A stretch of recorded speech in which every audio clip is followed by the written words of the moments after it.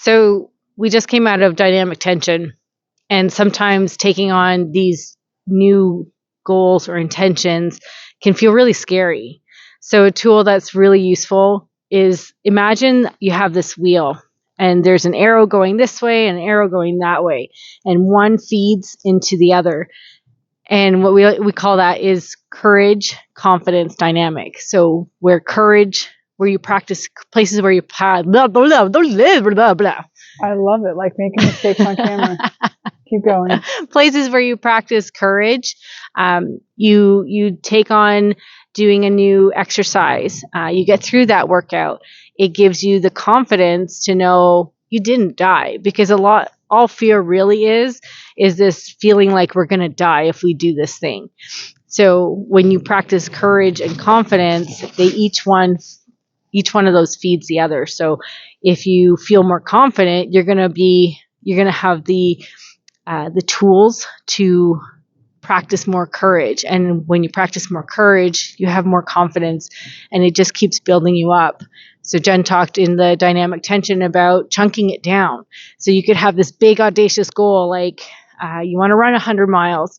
And when you actually set what's that called? The intention, I want to do this, your mind starts organizing to help you meet that. And it could just be having the motivation to go out, because I know I don't have to run 100 miles in a day or in a month or 2 months, but I can build up to that over time. And the beautiful thing is you don't even have to run 100 miles to actually run 100 miles. Like, you don't have to practice 100 miles to run 100 miles. You just have to have the practice of running and the endurance of running. And the mindset, absolutely the most important thing of doing that. So, because a lot of the intentions and things we're creating, we've never done before. And so we're just taking the steps to like get to that thing. So it's that knowing that just because you haven't done it doesn't mean that you can't. I love it. So if we use that example, I got out for that run and I only did, 4 miles. Instead of looking, oh my gosh, I can't even imagine running 96 more. It's more celebrating, oh my gosh, I ran 4 miles. How did I feel? Check in with your body. We just did a piece about checking in and celebrating our bodies, thanking our bodies. And maybe next time you go out for a run, it's 5 or 6 miles, or another way to move your body.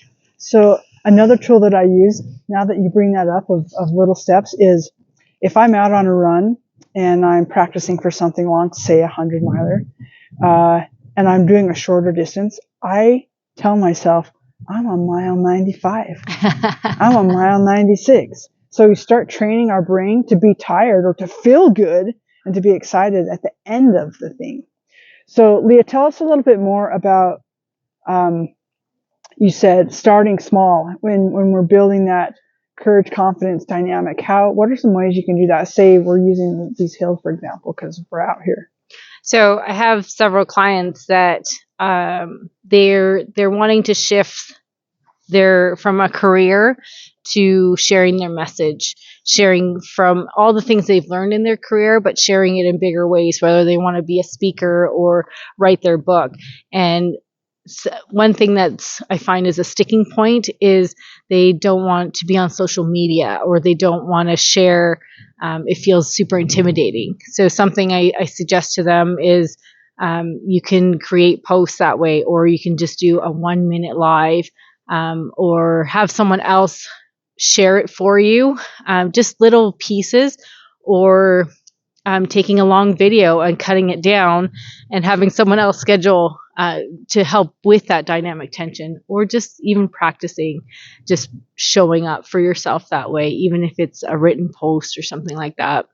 So another way of saying that is like doing the smaller hill. Yeah. Or doing the thing that's just beyond what you already know you can do. Build some confidence on doing anything just beyond it. That's also how we stretch comfort zones. Yeah. I think of, I used to struggle a lot with anxiety and public speaking, and I joined a group, and it's a safe space, but it's still super intimidating. And sometimes the biggest thing that you can do that's the smallest thing, is just go to a group to check it out that encourages public speaking, if that's what you're working on. And then it's watching and seeing how other people share. And then it could be taking on a role in speaking where you're prepared, and then you can move on to a speech. Or there's various degrees of how you can be involved. You don't have to go from being intimidated to being able to do a 10-minute speech off the cuff. Like, you can build up to those things. And I think the biggest thing is finding other people on the journey that can help encourage and celebrate you and remind you of all the awesome things that you've done, to take those small steps. And like Jen said in Dynamic Tension, how far you've come already. Like, really take stock of where you've already been and what you've overcome, and celebrate that for you. Yeah, absolutely. Awesome. Thanks, Leah.